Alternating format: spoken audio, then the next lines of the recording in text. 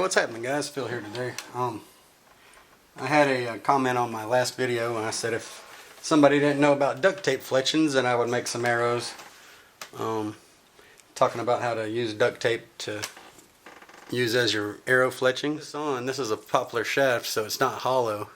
Usually I say to just take the tip and push it into something that's hollow. I actually took my open nail, made one slot, and then turned it a third and made another slot, and turned it a third and made another slot, and that's how I got to hook that in there. Just split it across the middle 3 times, and then you can get it, see it split in here too because it come across. But so that's how you do that, and that worked out good to get that in there. One thing I wanted to add is whenever you cut them diamond shaped like I did that last one, whenever you cut your thing in like that, cut you another one straight across like a notch, and whenever you wrap your head, it'll be easier for you. Just cut that little piece out. So I just used a little bit of wire to hold it up front, a little bit more front heavy, and then just put a little bit of black tape there to hold where I twisted the wire together. So that's that end. I shot this one. This one was too weak, and it wanted to bend over when I shot it. It's too spine weak, and it wanted to bend like that when I shot it. So I'm going to make it a little bit shorter, and it's bad because I already took the time and cut a nice knock in, and you know, I did that with a saw blade, a hacksaw, and then 2 sawzall blades, 2 metal sawzall blades taped together, and then you can run it through there and get that width that you need, and works out pretty good. But alternately, if you don't want to take the time to actually carve all that in, you can go to 3 Rivers Archery or Academy. I found these fluorescent 5/16 nocks at Academy, and they were like $2.50 for a pack of 12 or something. And then these boning nocks, you can get them from 3 Rivers Archery, and they got the little guide on there so you know which is your cock feather. You can kind of feel it right there. I like these boning nocks a lot, and that's a 5/16 also, a dozen for like $2.50 or something like that. And that's definitely the easiest thing. Then you'll need this little knocking tool, like a pencil sharpener. One end's for the tip and one end's for the knock. So the longer you make your arrow, the more it'll have a chance to bend and your spine will be affected. And I can make a really good crossbow bolt with this being as weak as it is, because it'll be a lot shorter. And then that shorter, you know, you don't have as much, it'll be stiffer because it's shorter, so then it won't have the same spine. And you can see this just works just like a regular pencil sharpener, and you can't just keep sharpening it. It'll get to a point and it'll stop. See, there it goes. So when it gets to the end, it won't shave no more. Then you know you're good. I'll have the perfect taper on it over here. So then you can just take some Duco cement or some super glue or whatever, something that bonds wood and plastic pretty good. So some kind of rubber cement or epoxy or something, but just a little bit on there. That's plenty. And then we'll just put the knock on there, and I'll turn it a little bit. Make sure I get it in there good. Twist. And just hold it for a second and feel it seat in there, and wipe off the excess right away. There you go. So that's the easy way to do a knock. Go in there. Okay, so now all we got to do is put some duct tape fletchings on there. That was easy. Super easy. I'll make these duct tapes about 5 inches long. There'll be plenty of fletch.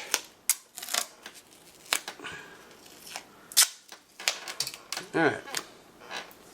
Now I know right here I'm going to need at least that much, so that knock's perfect. If I just put the tape about a little millimeter in front of that or so, I'll be good to go.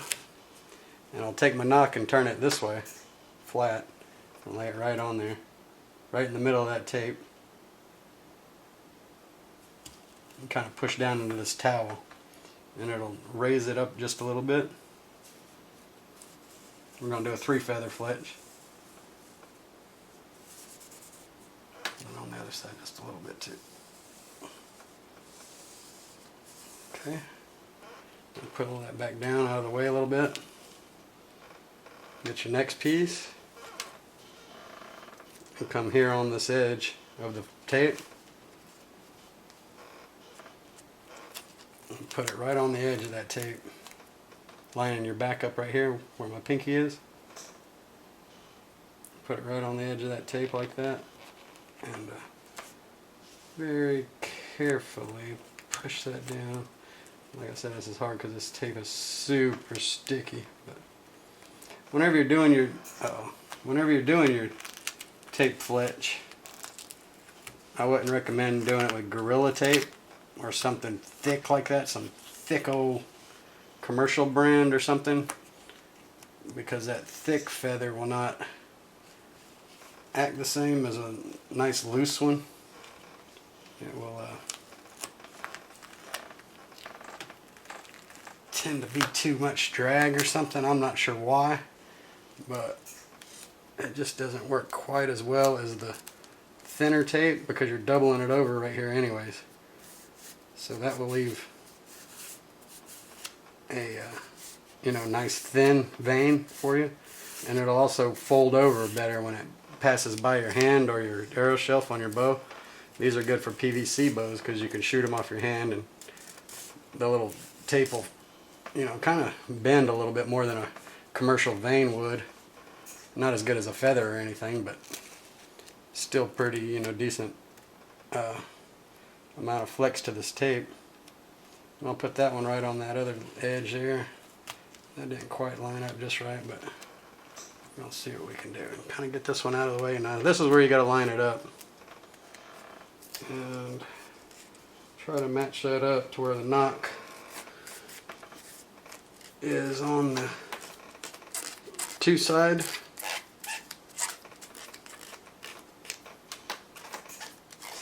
Like that. I like to do it like that. That way it captures the whole bit of the tape. This ain't going nowhere. There's no way that can come off. So that's cool. I'll do my bamboo one like that, and then we'll cut them out. Okay, so I'll take this pattern and just put it on here. This is just out of a Kleenex box, but it don't matter, cardboard.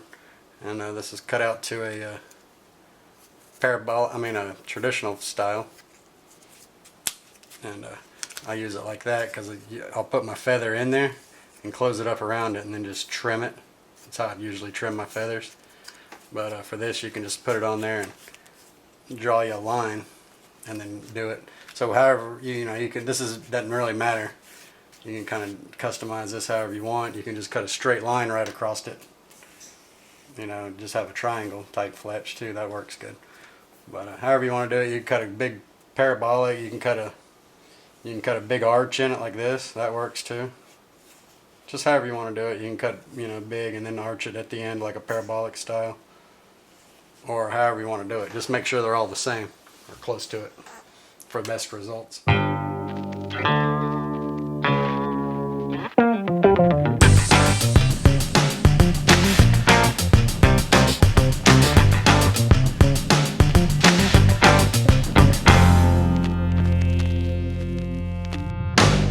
I put a little bit bigger fletching on there than what I had originally, just because it was losing stability just a little bit. And I'm sure of that, and taking the time to put it on there square. I say square, it's triangle, but taking the time to put it on there square will help with flight as well. Duct tape fletch, man, look at that. So that's pretty cool.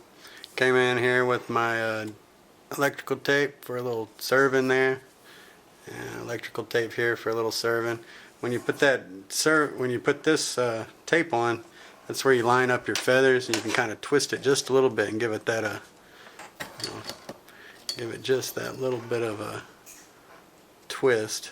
See, it's got a little twist, and then with that profile, it'll be really good. So we'll see what we can do with them. Bad mofos, for sure. We'll make him even more badass. Add a little crest into it.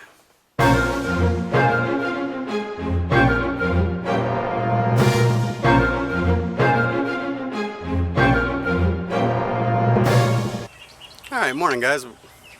Got my tin can broadheads, arrows all fixed up here. I got this bamboo one with a little weight up here with some stainless wire. And I got this one, I wanted it lighter, so I just used some artificial sinew and then some black tape.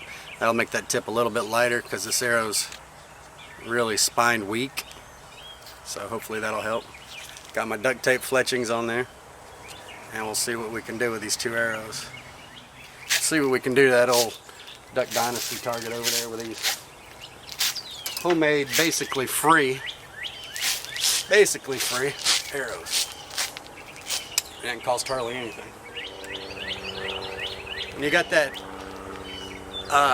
store-bought knock on there. It pinches the string great. You know, you don't have to worry about it. Got a nice store-bought knock on there. It's the easiest way to go by far.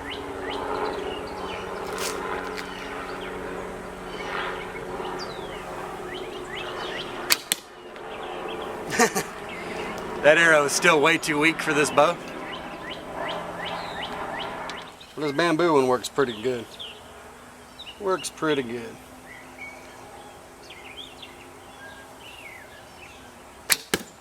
See? You can't argue with that, I mean. There it is. The one missed because it's not spined right, but the bamboo one works really good. It's a little bit stiffer and don't collapse on me when I shoot it. So that's cool. The heavier your arrowhead is up front, when you shoot it, it'll have more of a tendency to bend. And the lighter it is, the less tendency it'll have to bend because there's nothing up there to make it bow. So keep that in mind. And like I said, a 3/8 dowel would probably be more a better choice, 3/8 dowel, because a little thicker spine, I think, in this instance is better than, you know, not enough. So, anyways, I'll leave you a stronger arrow. Might be able to shoot this one good out of a slingshot, and we'll see how that works here in a minute. I got a little slingshot in my bag, but I got to modify it a little bit first for an arrow shelf. We'll come back and shoot this guy one more time. Alright guys, I went over there and modified my slingshot a little bit. I got this little slingshot I made out of an oak branch. And pretty cool, you know, just a little, you don't have to make a giant slingshot when you make a slingshot, you know. But I took a piece of bamboo and rubber banded it to the end there, and that'll make an arrow shelf. See, this is from the top. So that'll make an arrow shelf, and I'll just put it in the pocket and pinch it like a rock.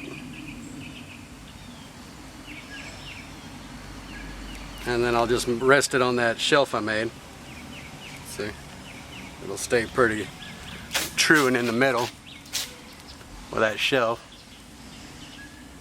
So that's cool. See if I can kill that target with this arrow that doesn't work really good out of the bow.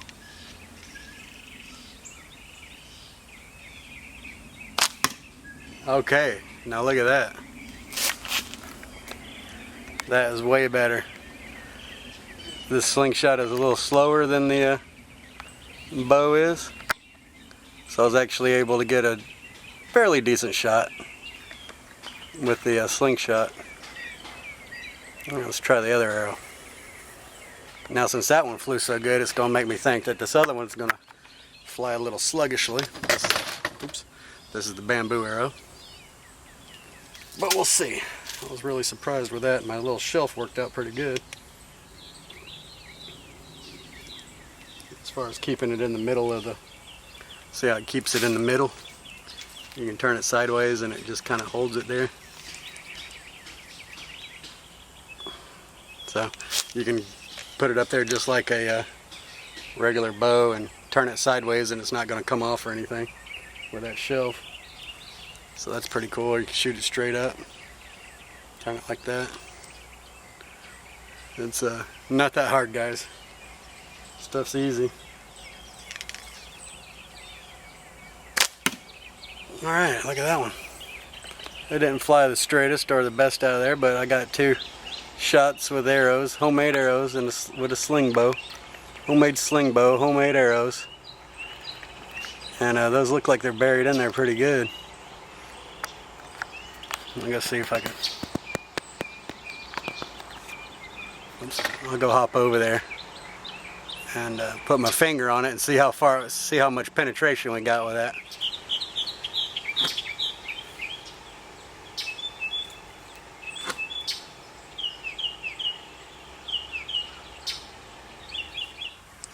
Alright, here we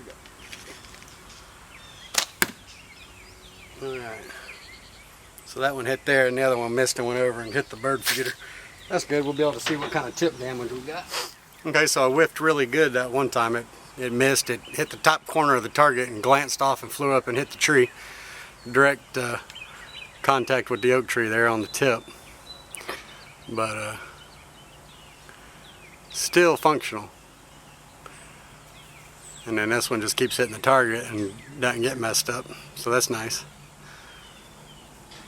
Alright guys, there's 2 options of some deadly arrows that you can make for nothing, pretty much. And they're effective. Obviously you have to practice. And practice and practice. You can shoot them with a bow, you can shoot them with a slingshot. And they're kind of indispensable.